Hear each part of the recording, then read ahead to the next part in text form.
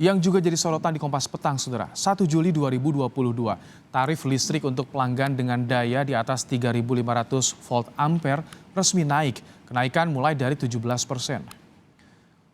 Penyesuaian tarif listrik diambil lantaran adanya subsidi yang tidak tepat sasaran yang diterima oleh golongan rumah tangga ekonomi mampu. Total ada 4 triliun rupiah kompensasi yang tidak tepat sasaran sejak 2017 sampai 2022. Bisa menyoroti yang 13 golongan itu apa saja. Kalau dilihat dari sektornya, kolom pertama sebelah kiri itu ada rumah tangga, ada bisnis besar, industri besar. Sengaja kami tambahkan kata besar di situ karena yang kecil atau menengah masih tetap kita proteksi. Kemudian di dalamnya ada juga golongan pemerintah dan yang terakhir adalah layanan khusus. Ini totalnya jumlahnya ada. Kenaikan tarif listrik yang berlaku 1 Juli mendatang untuk 3 golongan pelanggan kami secara ringkas tampilkan. Pertama golongan 3.500 hingga 5.500 volt ampere, tarifnya naik 17,6%. Begitu juga untuk golongan di atas 6.600 volt ampere. Sedangkan untuk golongan kantor pemerintahan tarifnya naik 36,60%. Membahas kenaikan tarif dasar listrik untuk pelanggan 3.500 volt ampere ke atas yang berlaku 1 Juli 2022, kita tanyakan kepada Ketua Komisi 7 DPR RI, Sugeng Suparwoto. Selamat petang Pak Sugeng dengan Ibrahim Kompas TV. Ya, selamat petang Bung Ibrahim. Baik. Dan juga pemirsa Kompas TV. Pak Sugeng, resmi 1 Juli diberlakukan tarif baru untuk 3.500 volt ampere ke atas. Catatan dari Komisi 7 seperti apa Pak Sugeng? Iya, catatan kami di Komisi 7 bahwa memang sejak tahun 2017 itu sebetulnya ada namanya automatic tariff adjustment khusus untuk listrik yang non-subsidi, yakni pastinya non-subsidi itu maksudnya di atas 900 kilowatt ampere. Kan kita sama-sama tahu, tapi juga kita mempertimbangkan kemudian bahwa golongan misalnya 1.200 dan masih yang rentan miskin itu juga mendapat perlindungan agar tidak naik. Sekali lagi ya, kenaikan listrik ini adalah kenaikan bagi pelanggan yang mampu dalam kategori mampu. Maka tadi sebagaimana dijelaskan oleh Dirjen Kadrek adalah 3 kategori itu memang yang di atas 3.000 sekian. Dan itu sudah dikategorikan mampu. Kenapa demikian? Karena selama ini tidak naik listrik itu praktis dari aspek keadilan itu tidak adil. Sementara masyarakat yang mampu bahkan yang orang-orang kaya itu yang memakai listrik di atas 10.000 kilowatt ampere bahkan itu juga tidak mengalami kenaikan. Padahal harga komponen untuk input listrik per kilowatt jam itu terus naik. Hari ini listrik untung saja ada kebijakan DMO dan DPO.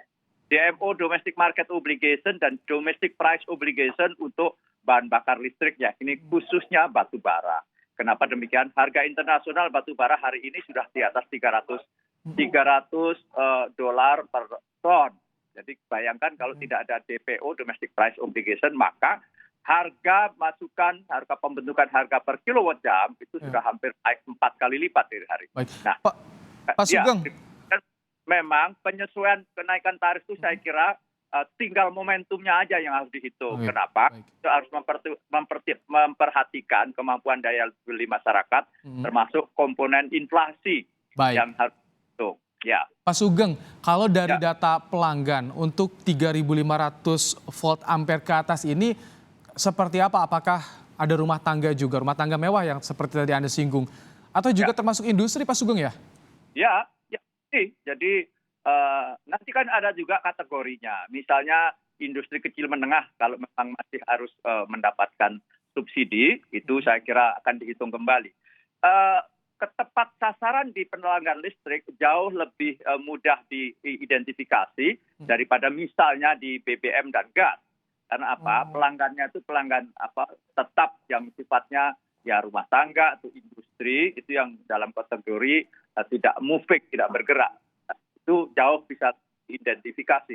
Sekali lagi kenaikan listrik ini saya kira sudah waktunya, meskipun betul juga pemerintah telah menganggarkan untuk penambahan subsidi energi itu sampai 74 triliun kurang lebih.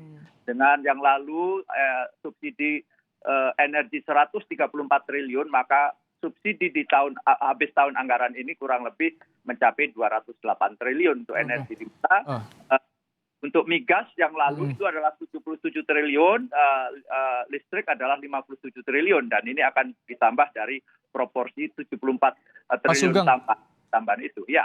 Kalau ada kenaikan nih, rumah tangga pun artinya bisa jadi migrasi pindah besar-besaran.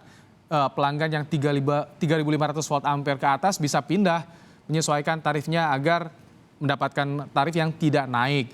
Kemudian industri juga terdampak nih. Bagaimana dari Komisi 7 melihat efek ke depannya, Pak Sugeng?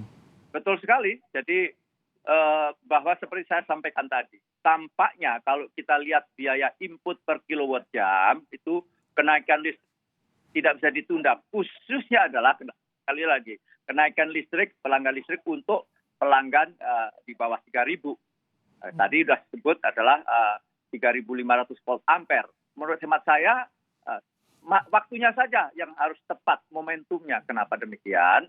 Hari ini kita habis pasca COVID ini yang sedang mulai bangkit ekonomi kita, memang memerlukan juga energi yang affordable. Affordable dalam pengertian mudah dijangkau dan terjangkau secara harga. Maka ketika Menteri Keuangan dalam outlook ekonomi kita dan APBN kita menengarai bahwa akan ada subsidi yang ditambah dan sekaligus kompensasi untuk BBM dan listrik, itu saya kira langkah tepat.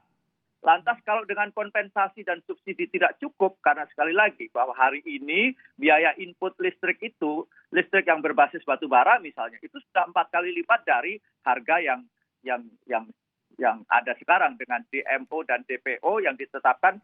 DPO $70 per ton, sementara harga internasional sudah 380 dolar per ton bahkan. Nah, inilah yang juga faktanya biaya input di listrik juga memang sudah sangat tinggi. Pak Sugeng, kalau misalkan tadi industri berskala besar terdampak nih kenaikan listrik, kan yang dikhawatirkan nanti harga barang juga ikut naik, Pak Sugeng. Betul sekali. Maka dari itu tadi yang terus perlu kita perhitungkan adalah kemampuan daya beli masyarakat. Kenapa?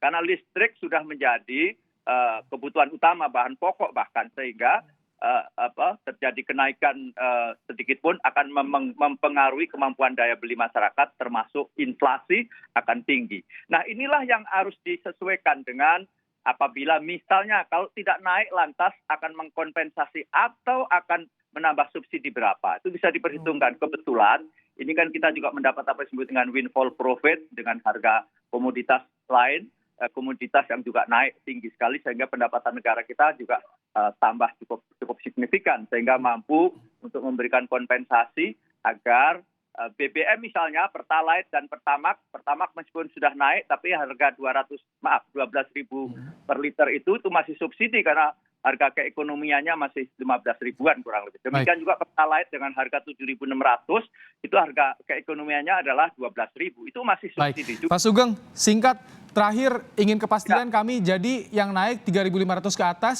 untuk yang ke bawah dalam waktu dekat tidak akan ada naik ya, Pak Sugeng? Tidak boleh naik bahkan, jangan naik bahkan. Kami Komisi 7 menggarisbawahi listrik yang untuk masyarakat yang kurang mampu dan juga ada hampir kurang mampu, katakanlah itu bisa rentan dalam sisi itu ada misalnya pendapatan tertentu, pendapatan per bulan per tahunnya tertentu juga jangan naik. Baik. Intinya kami setuju kalau yang naik itu adalah kategori pelanggan yang kelas menengah atau orang mampu 3.000 ke atas dan tadi sudah disebut 3.500 volt ampere. Baik. Bahwa itu dihitung, tetapi sekali lagi kapan naiknya itu juga harus dihitung supaya tidak menimbulkan inflasi yang sekonyong-konyong karena memang konsumsi sekarang menyumbang inflasi yang cukup signifikan sehingga kenaikan listrik. Baik, kami tangkap. Naikkan untuk 3.500 volt ampere ke atas. Baik, terima kasih Pak Sugeng Suparwoto, Ketua Komisi 7 DPR RI telah bergabung bersama kami dalam program Kompas Petang.